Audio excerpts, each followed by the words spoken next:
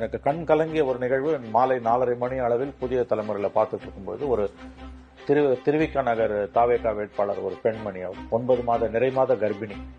அவர் ஒரு ஏழ்மையின் சின்னமாக இருக்கிறார். அவரை பார்த்தாலே தெரியுது. தலித் தொகுதி, அது தனி தொகுதி. ரொம்ப சமூகத்தோட அடித்தட்டுல இருந்து வந்த ஒரு பெண்மணி. அவர் வெற்றி பெற்றிருக்கிறார். அந்த தொகுதியில அவங்க ஆளும் கட்சி ஒரு ஓட்டுக்கு 2000 ரூபாய் வரைக்கும் கொடுத்திருக்காங்க. பட் ஸ்டில் மக்கள் தூக்கி அடிச்சிருக்காங்க திமுக. அந்த பெண்மணியை பார்த்தாலே தெரியுது, ஒண்ணுமே இல்லைங்க இந்த தொகுதியில.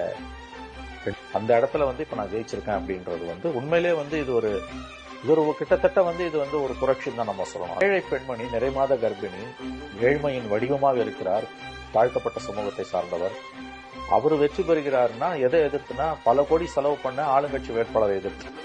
அதே மாதிரி ஒரு ஆட்டோ டிரைவர், சாதாரண ஆட்டோ டிரைவர், ராயபுரம், அவரால் வெற்றி பெற முடியுதுன்னா ஏதோ ஒரு மிகப்பெரிய ஒரு சமூக மாற்றம்.